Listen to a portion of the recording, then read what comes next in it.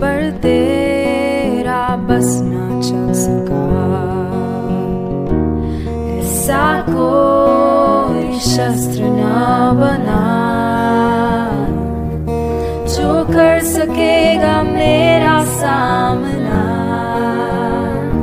बीमारी देख तेरा सर झुका,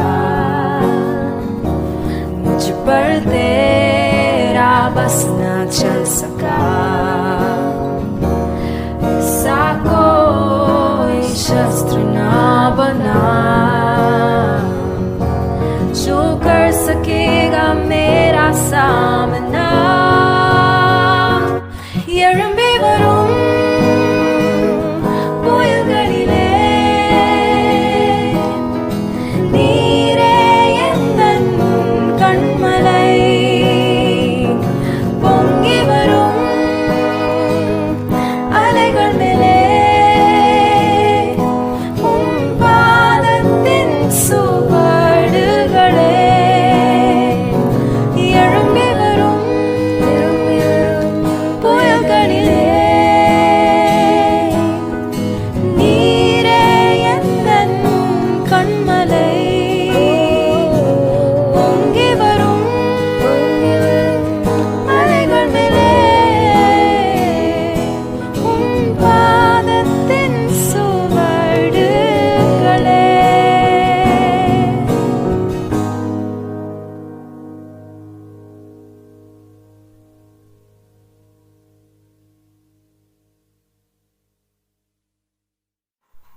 बड़े आनंद के साथ मैं फिर एक बार आपके सामने हूँ और प्रभु यीशु मसीह के मधुर नाम में मैं आपको प्यार भरा सलाम कहता हूँ।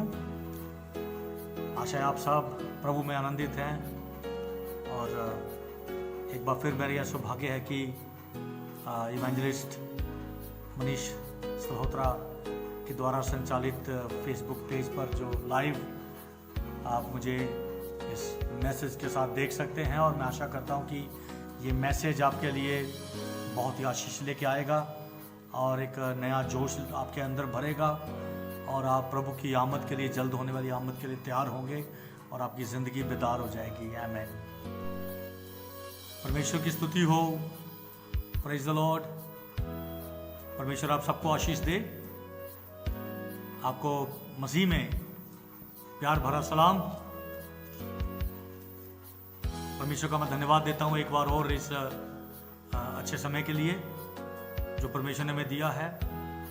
और हम लोग जो आसपास होती हुई घटनाएं देख रहे हैं उनकी लो में अगर हम परमेश्वर के वचन को भी देखें तो ये सब कुछ परमेश्वर के वचन के अनुसार हो रहा है। मेरे प्रियो, आज का वचन के अध्ययन के लिए, मनन के लिए इब्रानियों उसका 12 अध्याय और उसकी 25 से लेके मैं 29 तक पढ़ देता हूँ। मेरे साथ इस वचन पर मनन करें। बहुत ही महत्वपूर्ण संदेश है आज, एक पावरफुल मैसेज आप तक परमेश्वर पहुंचा रहा है। हालेलुया। सावधान रहो और उस कहने वाले से मुंह ना फेरो। इब्रानियों 12 का 25 से लेकर 29 तक। क्योंकि वे लोग जब पृथ्वी पर के चेतावनी देने वाले से मुंह मोड़कर ना बच सके तो हम स्वर्ग पर से चेतावनी देने वाले से मुंह मोड़कर कैसे बच सकेंगे। उस समय तो उसके शब्द ने पृथ्वी को हिला दिया, पर अब उसने ये प्रतिज्ञा की है, एक बार फिर मैं ना केवल पृथ्वी को वरन आकाश को भी हिला दूंगा। और ये वाक्य एक बार फिर इस बात को प्रकट करता है कि जो वस्तुएं हिलाई जाती हैं वह सिरजी हुई वस्तुएं होने के कारण टल जाएंगी, ताकि जो वस्तुएं हिलाई नहीं जाती वे अटल बनी रहें। इस कारण हम इस राज्य को पाकर जो हिलने का नहीं, कृतज्ञ हों, धन्यवादी हों और भक्ति और भय सहित परमेश्वर की ऐसी आराधना करें जिससे वह प्रसन्न होता, क्योंकि हमारा परमेश्वर भस्म करने वाली आग है। परमेश्वर अपने वचन के पढ़े जाने पर आशीष दे। हम जो अपने आज की दुनिया में जो हम देख रहे हैं, क्या आप देख नहीं रहे कि परमेश्वर दुनिया को हिला रहा है। उसने कहा था कि एक बार फिर मैं दुनिया को, मैं सिर्फ पृथ्वी को ही नहीं मैं आसमान को भी हिला दूंगा। तो क्या ये हमारा संसार हिल नहीं रहा आज? आप अपनी टीवी पर खबरें देखते हैं, आप सोशल मीडिया पर बहुत सारी बातें, पॉजिटिवली बहुत सारी बातें हो रही हैं और नेगेटिवली बहुत सारी बातें हो रही हैं। बहुत सारी बातें जो हैं वो माय गॉड, सिर्फ कोरोना ही नहीं, कोरोना के इस पीरियड के दौरान, लॉकडाउन के इस पीरियड के दौरान क्या कुछ नहीं हुआ। न्यूज़ 24 पर 10 प्रकार की विपत्तियों के बारे में बता रहे थे और मैं याद कर रहा था कि मूसा के टाइम में फिरौन के ऊपर, मिस्र के साम्राज्य के ऊपर 10 प्रकार की विपत्तियां परमेश्वर ने डाली थी और परमेश्वर कार्य कर रहा है मेरे प्रिय। ऐसा सिर्फ इतना नहीं है कि ये पृथ्वी रिटेलिएट कर रही है या कि इंसान ने अपनी मौत का सामान बनाया है। लेबनान में अभी जो हुआ और बड़ा धमाका हुआ है और बाढ़ कितनी आई हुई है और जगह जगह है, कई देशों में है। और उसके अलावा देखिए टिड्डियों का वो आया था और भूचाल हो रहे हैं। यीशु मसीह ने जैसा मत्ती के 24 में बोला है वैसा हो रहा है। दुनिया बेकार बैठी हुई है, अनएम्प्लॉयमेंट, बेरोजगारी बहुत ज़्यादा बढ़ गई है, गरीब गरीब होता जा रहा, अमीर अमीर होता जा रहा, इकोनॉमीज जो हैं, अर्थव्यवस्थाएं चरमरा गई हुई हैं। तो आप किस तरह से इस दुनिया, अपनी दुनिया को देख रहे हैं? क्या आपकी दुनिया आप देख रहे हैं कि परमेश्वर कार्य कर रहा है? मेरे पास समय नहीं है ये बताने के लिए कि ये सब काम परमेश्वर के वचन में लिखे और परमेश्वर, कुछ लोग कहेंगे कि परमेश्वर जिम्मेवार है इन सब बातों का, आपका परमेश्वर कर रहा है, लेकिन परमेश्वर ये सब कुछ नहीं कर रहा। मतलब मेरे कहने का ये है कि परमेश्वर जिम्मेवार नहीं है डायरेक्टली इन सब बातों के लिए जो हो रही, लेकिन वो आज्ञा देता है, वो होने देता है। बेशक इंसान जिम्मेवार है, पाप के कारण ये सारी विपत्तियां हैं। इंसान बहुत मॉरली, नैतिक तौर पर बहुत गिरता जा रहा है, हमारी दुनिया गिरती जा रही है। और बाइबल के अनुसार ये भविष्यवाणियां हैं जो आखिरी दिनों में परमेश्वर का न्याय आना है। और ये झलक है, ये फोरशॉक्स हैं, ये सिर्फ झटके हैं। प्रभु यीशु मसीह ने मत्ती 24 में कहा था कि ये सब शुरुआत की बातें हैं, शुरुआत की बातें हैं। Hallelujah, praise God. तो दुनिया के इतिहास में कभी भी ऐसा समय नहीं आया, आप सब लोग, हम सब लोग कह रहे हैं, प्रेज द लॉर्ड। और प्रेज द लॉर्ड, हालेलुया। मैं थोड़ा देख रहा हूं कि दुनिया में जो है वो घमंडियों को परमेश्वर हिला रहा है। बड़े बड़े लोगों को जो अपने घमंड में और अपने पैसे पर विश्वास करके जीते हैं और उनका पैसा भी उनके काम नहीं आ रहा, और उनकी सख्त दिली, they have hardened there hearts, okay. और एरोगेंट लोग जो हैं, ऐसे पापी जो बड़े हठीले पापी हैं, उनके कारण से मेरे प्रियो परमेश्वर का क्रोध जो है वो दुनिया पर आ रहा है। और ये तो सिर्फ अभी झलक है, ये सिर्फ अभी झटके हैं, लेकिन आगे बहुत बड़े न्याय होने हैं। लेकिन मैं आपसे एक सवाल पूछना चाहता हूं, क्या आप हिल रहे हैं? God is rocking the church even. परमेश्वर कलीसिया को भी हिला रहा है। परमेश्वर विश्वासियों को भी हिलाना चाहता है। देखिए पॉजिटिवली, नेगेटिवली नहीं मैं कह रहा हूं। मैं जो है 2 हिस्सों में इस वचन को दूंगा। अगले संडे भी अगर हो सका तो मैं इसको जारी रखूंगा, इसके दूसरे पहलू को। कि यहाँ लिखा कि परमेश्वर कहता कि मैं पृथ्वी को नहीं सिर्फ स्वर्ग को भी हिला दूंगा, और जो चीज़ें सिरजी हुई होने के कारण वो टल जाएंगी, लेकिन कुछ चीज़ें ऐसी हैं जो बिल्कुल हिलेंगे नहीं, बिल्कुल टलेंगे नहीं।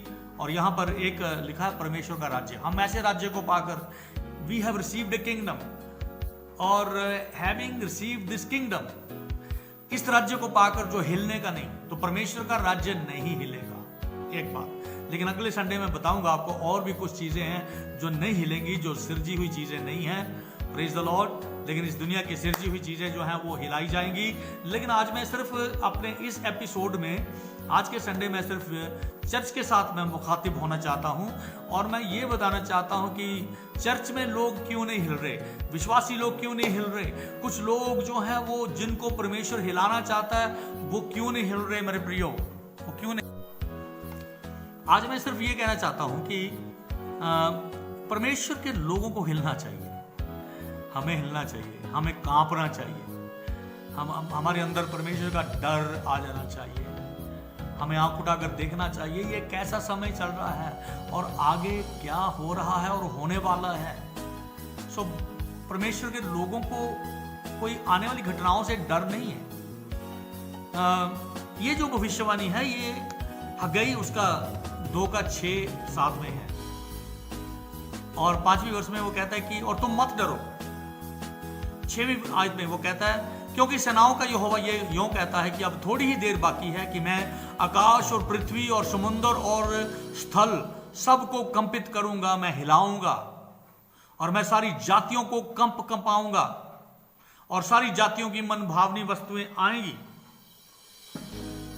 इतना समय नहीं होगा कि एक एक बात में हम जाएं, लेकिन परमेश्वर कार्य कर रहा है और परमेश्वर दुनिया को हिला रहा है और मैं सोचता हूँ कि मेरे सुनने वाले जो हैं वो लोग इस वचन को दूसरों को भी बांटें और दूसरों को भी बताएं।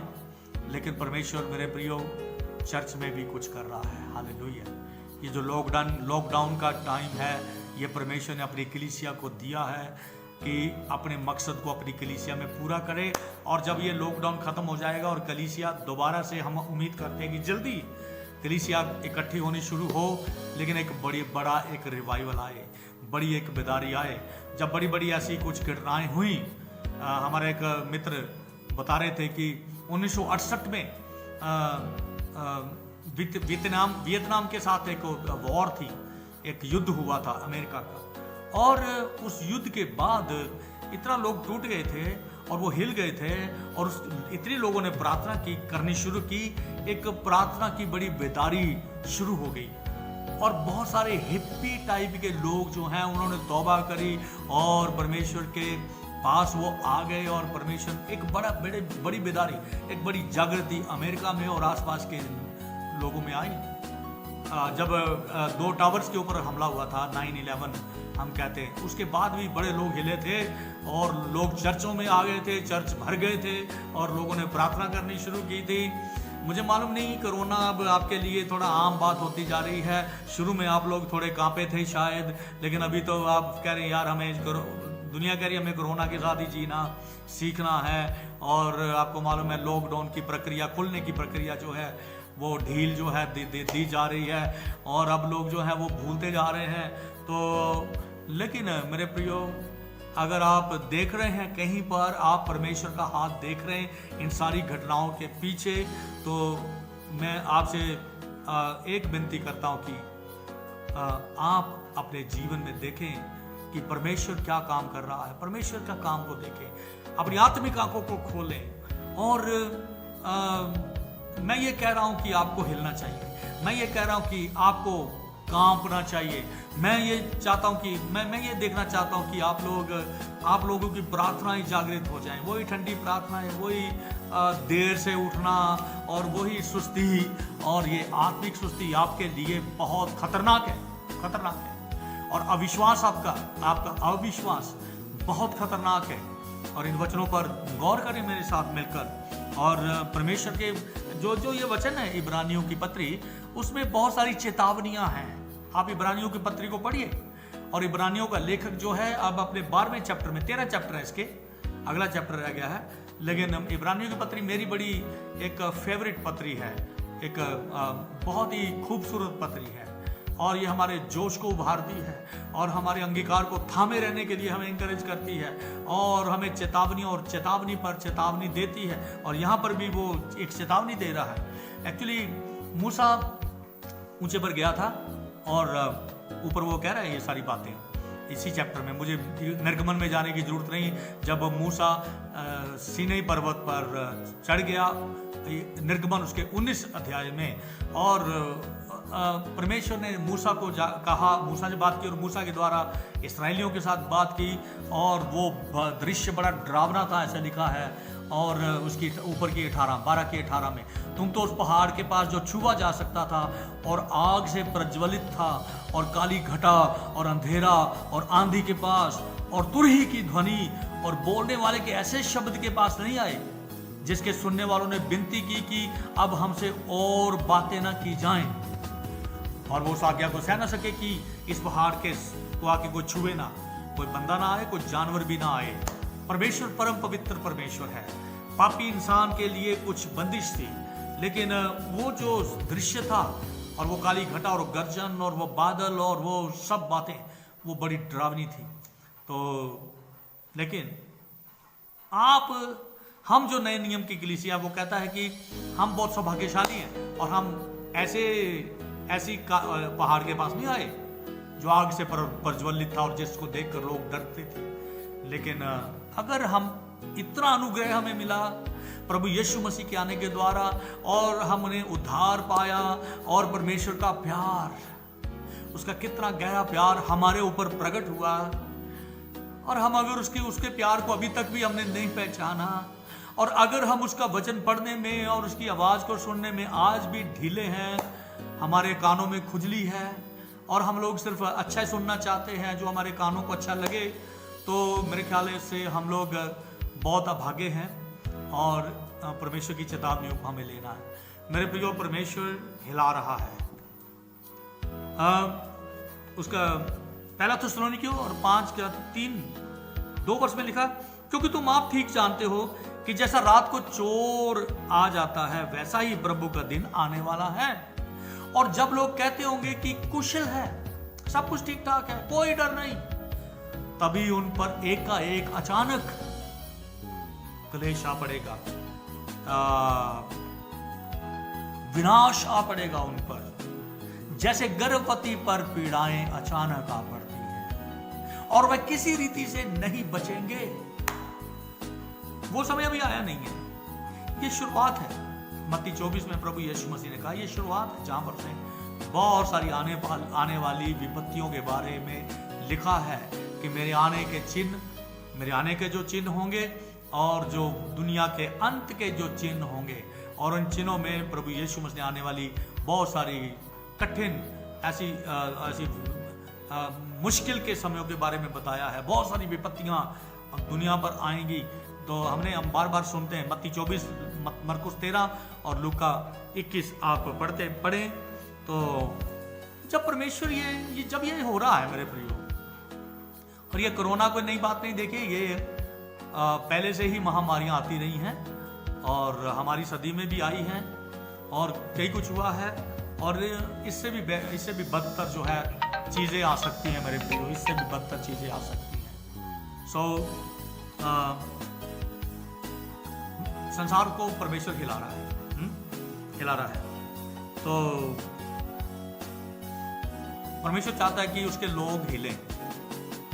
ठीक है, बाहर की चीज़ों को तो परमेश्वर हिला रहा है, लेकिन मैं सिर्फ आज ये कहना चाहता हूँ कि भाई हम लोग कहाँ पर हैं। हम लोग इन सब चीज़ों को देखकर, जो आपके टीवी के स्क्रीन पर आप देखते हैं, जो आप बातें सुन रहे हैं, जो आप सोशल मीडिया पर होते हुए देख रहे हैं, आज कौन सी बुराई ऐसी है जो दुनिया में आज नहीं है, हमारी दुनिया में, और कौन सा वो वचन है जो पूरा नहीं हो रहा, और परमेश्वर के वचन की भविष्यवाणियाँ, और ये सब बातें जो हैं। तो मैं आज दुनिया की बातें जो हिलाई जाएंगी या जो बातें नहीं हिलाई जाएंगी, मैं उन पर नहीं आऊंगा इतना, लेकिन मैं सिर्फ ये कहना चाहता हूं कि बाइबल की भविष्यवाणियों के अनुसार जैसा यहूदी शास्त्रों में लिखा था, वैसे ही प्रभु यीशु मसीह आ गया, परमेश्वर का इकलौता पुत्र आ गया, और उसका जीवन बड़ा यूनिक था। उसकी शिक्षाएं और उसकी सेवकाई जो लोगों के बीच में उसने की, उसकी चंगाई के काम, उसकी शिक्षाएं, जो पैराबल्स, उसके दृष्टांत, और अंतिम में आप जानते हैं कि वो किस लिए आया था। वो क्रूस पर अपना प्राण देने के लिए आया था, सबके प्राणों की छुड़ौती के लिए, एक रैंसम के तौर पर वो अपना प्राण देने के लिए आया था कि दुनिया उसके द्वारा उद्धार पाए। और अंत में वो क्रूस पर गया, और जब वो क्रूस पर गया तो बहुत सारी ऐसी घटनाएं हुई। और आप जब इंजीलों को पढ़े तो वहां लिखा कि चट्टानें तड़क गई, 3 घंटे ऐसा अंधकार छा गया और कब्रें खुल गई और बहुत कुछ ऐसा हुआ। और परमेश्वर जब ऐसा कुछ करता है, अब देखिए, परमेश्वर का पुत्र बहुत बड़ी कीमत चुका रहा था, परमेश्वर ने उसकी ओर से अपना मुंह फेर लिया, प्रभु यीशु के ऊपर पूरा न्याय आ गया।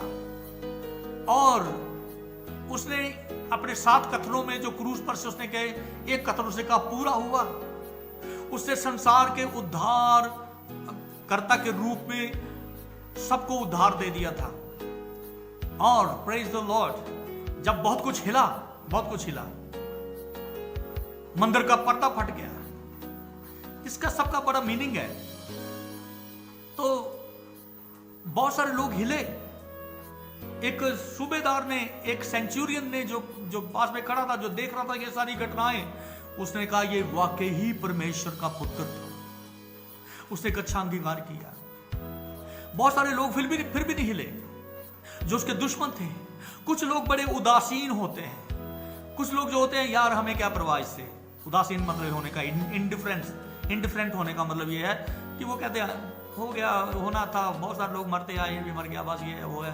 तो लेकिन मेरे प्रियो, उसके बाद जो होना हुआ, वही चेले जो डर के मारे एक कमरे में दुबके थे, प्रभु यीशु मसीह ने कहा पवित्र आत्मा आएगा तुम पर। आप जानते हो स्टोरी। और पेंटिकॉस्ट के दिन, 50वें दिन, इस घटना के बाद 50वें दिन, जब वो 120 लोग मंदिर के उसारे में इकट्ठे थे ऊपरी कोठरी में, तो एकाएक जो पेंटिकॉस्ट के दिन पवित्र आत्मा उनके ऊपर उतरा। आग की सी जीभें फटती हुई दिखाई दी और उनमें से एक एक पर आ ठहरी, और वो पवित्र आत्मा ने उनको समर्थ से भर दिया और वो अन्य भाषा में बोलने लगे और परमेश्वर की बढ़ाई करने लगे। और 3000 लोग उस दिन पतरस का एक छोटा सा प्रचार सुनकर प्रभु में आ गए और कलीसिया की स्थापना हुई। The church was born. उसके बाद चर्च पीछे नहीं हटा। हालेलुया। और ये पेंटिकॉस्ट के दिन पवित्र आत्मा जब आया तो एक नया कुछ हुआ, और ये लोग जो थे वो हिल गए थे और उन्होंने दुनिया को हिला के रख दिया। आपको मालूम है, सताव शुरू हो गया कलीसिया के ऊपर। यहूदी लोग जो थे वो इस मसीहा को मसीहा मानने के लिए तैयार नहीं थे। उन्होंने कलीसिया को सताना शुरू किया, पतरस, यूहन्ना और दूसरे लोगों को। और जब उनको कोड़े मार के उन्होंने छोड़ दिया, बोला इस नाम की फिर चर्चा नहीं करना, यीशु के नाम की, तो वो फिर अपने चेलों के पास गए, बाकी भाइयों के पास गए, उनके साथ मिलकर प्रार्थना की। उन्होंने परमेश्वर धन्यवाद, तेरे नाम की खातिर हमें ये सहने का मौका, ये दुख उठाने का मौका मिला, जो भी हमने बैंतें खाई, जो भी है, और अपने लोगों का भी हियाव दे, हिम्मत दे कि वो इस तरह से दुनिया में वो प्रचार करें और हियाव के साथ परमेश्वर का वचन सुनाएं। और लिखा है वहां पर कि जिस जगह वो पर्वत थे वो जगह हिल गई और वो निकले और वो हियाव से परमेश्वर का वचन सुनाते गए और वो पीछे हटे नहीं और पवित्र आत्मा से परिपूर्ण हो गए और हियाव से परमेश्वर का वचन सुनाने में लगे रहे और कलीसिया उन्नति करती गई और परमेश्वर के लोगों ने कभी भी पीछे मुड़ के नहीं देखा। Praise the Lord, hallelujah. So वो चर्च हिलाया गया, फर्स्ट चर्च, पहली कलीसिया। आज भी कलीसिया हिलाई जा रही है, लेकिन कुछ लोग कलीसियाओं में है वो बिल्कुल नहीं हिलते। उन्होंने कसम खा ली हुई है कि कुछ भी आ जाए यार, कोई भी बड़े से बड़ा प्रचारक आ जाए, ठीक है, कन्वेंशन में थोड़ा सा हम हिल जाएंगे, लेकिन उसके बाद फिर वही ढीलापन। लेकिन जो कुछ ये हो रहा है मेरे प्रियो, प्रेज द लॉर्ड, हालेलुया। तो मैं ये कह रहा हूं कि कुछ लोगों को कुछ भी नहीं होता, उनकी रूटीन जो है, रूहानी जिंदगी की रूटीन वही रहती है, उनकी रोज की दिनचर्या जो है वो वही रहती है। ना उनके अंदर कोई बाइबल पढ़ने की भूख है, ना उनके पास वचन सुनने की भूख है, ना उनके पास देखिए, मैं एक बात कहता हूं आपको, इस लॉकडाउन के टाइम में सारी दुनिया ऑनलाइन है। मुझे मालूम नहीं, आप अपने बच्चों के लिए तो जूम का इस्तेमाल करते हैं, लेकिन कोई खास मीटिंग हो जिसमें कोई परमेश्वर का बहुत बड़ा दास वचन सुनाने वाला हो और आप कहते मेरे पास इंटरनेट पर पैसे नहीं है, भाई 100 रुपये ज्यादा वाला आप वो पैक डलवाइए ना।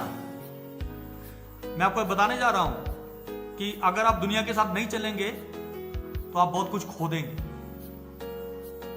आज सब कुछ ऑनलाइन हो रहा है, जूम पर हो रहा है, गूगल मीट पर हो रहा है, बहुत कुछ हो रहा है। आप सिर्फ दुनिया की चीजें, आप व्हाट्सएप थोड़ा सा चला लिया और इधर उधर के कुछ वीडियो देख लिए, और शुक्र है, मैं परमेश्वर का धन्यवाद करता हूँ कि टिकटॉक बंद हो गया, ठीक है।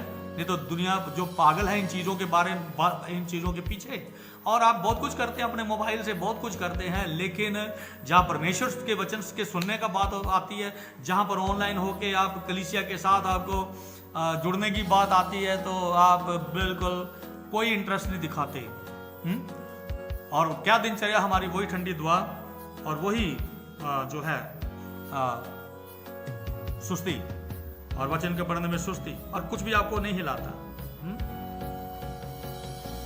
कुछ भी हो जाए बाहर की दुनिया में, रूहानी दुनिया में जो कुछ भी हो जाए, अफ्रीका हिल रहा है, अमेरिका हिल रहा है, दुनिया हिल रही है, जहां पर भी आप देखें, लेकिन आप कहते हैं जी मुझे कोई फर्क नहीं पड़ता, मैं तो वहीं का वहीं रहूंगा।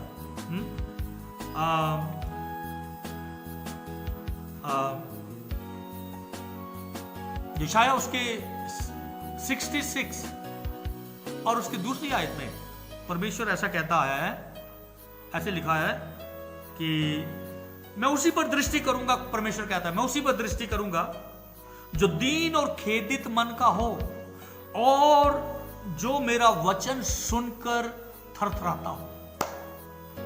बदरूहें तो थरथराती हैं यीशु के नाम से।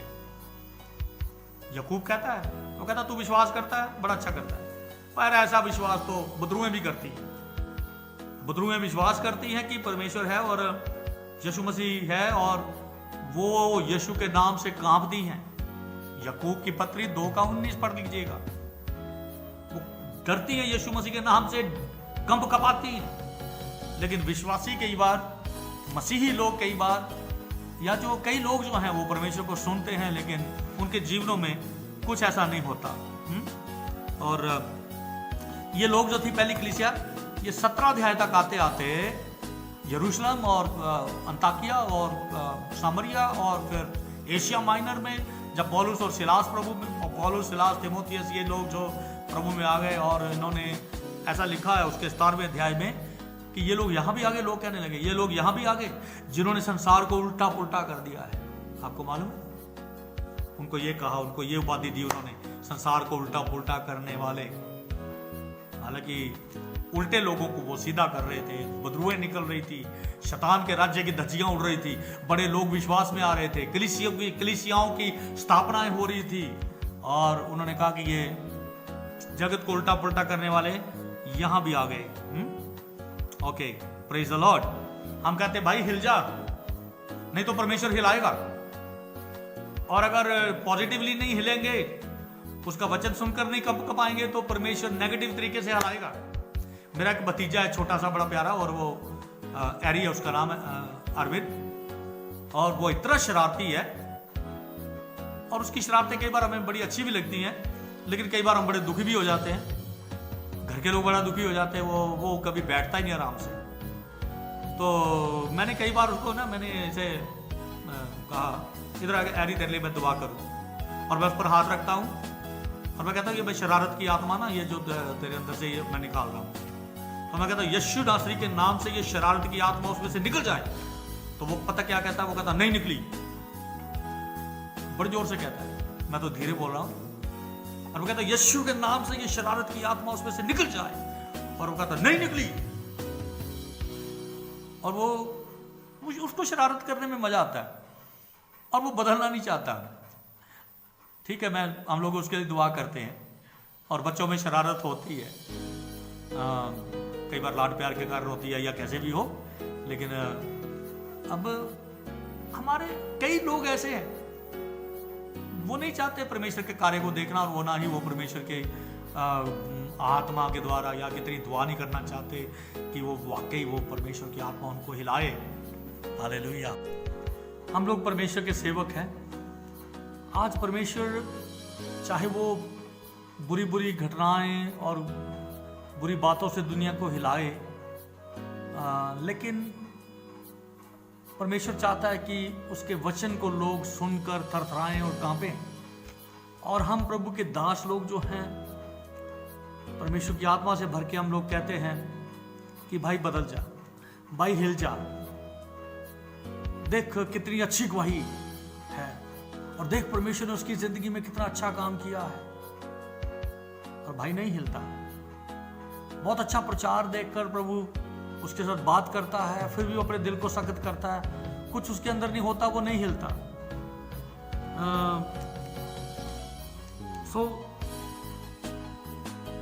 मेरे प्रियो, हम कहते भाई विश्वास कर, वो कहता अभी मेरा समय नहीं आया, मुझे कुछ नहीं हिला सकता। लेकिन याद रखना, प्रभु हिलाएगा, और वो हिला रहा है कुछ लोगों को। और कुछ लोग कहते हैं प्रभु पैसा तो बहुत है मेरे पास, लेकिन मेरे बच्चे बहुत बिगड़ गए हैं। याद करिए, प्रभु हिला रहा है। अचानक आपका कुछ नुकसान हो जाता है, कुछ ऐसी बीमारी आ पड़ती है, कुछ ऐसी परेशानी आ पड़ती है, और आप कहते हैं कि मेरे साथ ये क्यों हो रहा है। याद करिए, प्रभु हिला रहा है आपको। और आप कहते हैं यार बाकी तो सब कुछ ठीक है, लेकिन ये मेरा पड़ोसी जो है वो मेरे लिए सिर दर्द बन गया है, और ये झगड़ा और ये जो भी ये बुराई आ गई है, इसने मुझे घेर लिया है। याद रखिए, प्रभु आपको हिला रहा है, और वो हिलाएगा। अगर आप समय पर नहीं आए प्रभु के पास, तो प्रभु लेके आएगा, वो हिलाएगा। वो चीजों को हिला रहा है मेरे प्रियो। God is shaking you, God is shaking you. हमारे इस दिल को सख्त ना करें। मेरी जिंदगी को एक वचन ने बदला जब मैंने सुना सबोपदेशक उसके 11 बाब की 9 आयत से, लेकिन वो भी नहीं मैं पढ़ने जा रहा हूँ। लेकिन आगे वो 12वीं आयत के शुरू में वो कहता है हे जवान, अपनी जवानी के दिनों में अपने सृजनहार को याद रख, और ऐसा ना हो कि वो समय आए जब तू कहे मेरा इनमें मन नहीं लगता, और खेत के दिन आए तो मैं पढ़ देता हूँ। इससे पहले कि हे जवान, अपनी जवानी के दिनों में अपने सृजनहार को स्मरण रख, इससे पहले कि विपत्ति के दिन आए और वह वर्ष आए जिनमें तू कहे कि मेरा मन इनमें नहीं लगता। इससे पहले कि सूर्य और प्रकाश और चंद्रमा और तारागण अंधेरे हो जाएं और वर्षा होने के बाद बादल फिर घिर आए। और आगे भी बहुत कुछ लिखा है, मैं उसमें जाना नहीं चाहता हूँ, लेकिन याद रखिए एक समय है परमेश्वर का, और परमेश्वर हमें अपने वचन के द्वारा हिलाता है, और परमेश्वर अपनी आत्मा भेजकर और गवाहों के बादल जो घेरे हुए हैं हमको, और परमेश्वर हमें हिलाता है। लेकिन कई बार हम अपने दिल को सख्त कर लेते हैं। इसलिए वो कहता है जब कभी तुम उसकी आवाज़ को सुनो तो अपने हृदयों को ऐसा सख्त ना करो जैसे मरीबा में किया था, और उनको दाम चुकाना पड़ा उसका। तो परमेश्वर के पास आ जाए, और वो बुलाता है खुली बाहों से। और वो इसलिए प्रभु यीशु मसीह नहीं आ रहा क्योंकि वो आपके विषय में धीरज धर के बैठा हुआ है। जिन्होंने अभी मन नहीं फिराया, जिन्होंने अभी तौबा नहीं की, जिन्होंने अभी यीशु मसीह पर व्यक्तिगत रीति से विश्वास नहीं किया, उद्धार नहीं पाया, उनके लिए मैं कह रहा हूँ, उनके लिए मैं कह रहा हूँ। और अगर आप विश्वासी हैं तो आप जागें, और आप सुस्ती वाली प्रार्थना छोड़ें, और आप अपनी सुस्ती की आत्मा को उतार फेंकें अपने ऊपर से, और उसी जोश में आ जाएं, उसी पहले प्यार में आ जाएं जिस प्यार से प्रभु ने आपको बुलाया था। वो पहला सा प्यार क्या जागृत प्यार था। Come to Jesus my brother and my sister. मेरे प्यारे भाई, मेरी प्यारी बहन, प्रभु यीशु मसीह के पास आ जाइए, और आप देखिए उसका वचन आपको हिलाना चाहता है, उसकी आत्मा आपके अंदर कार्य करना चाहती है, और आपकी ज़िंदगी की परिस्थितियों को प्रभु ठीक करना चाहता है, और वो आपके ओर अपने निकट खींचना चाहता है, और वो शेक कर रहा है चीज़ों को, और वो कह रहा है एक बार फिर मैं केवल पृथ्वी को ही नहीं पर स्वर्ग को भी हिला दूंगा। और प्रभु हिला रहा है मेरे प्रियो। मैं अगली बार बताऊंगा आपको कौन सी चीज़ें हिलाई जा रही और कौन सी चीज़ें नहीं हिलाई जा रही। कुछ चीज़ें हैं जो नहीं हिलाई जा रही, लेकिन परमेश्वर काम कर रहा है। ये परमेश्वर का समय है, ये आपका समय नहीं है, ये आपका समय है।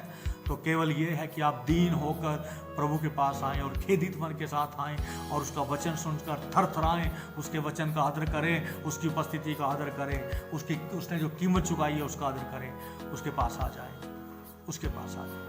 आइए मेरे भाई, आइए मेरी बहन, मेरे बेटा, मेरी बेटी, प्रभु के पास आ जाओ।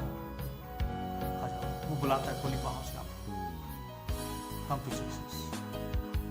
परमेश्वर आपको आशीष दे और परमेश्वर आपको अपने निकटता में ले ले। आमेन।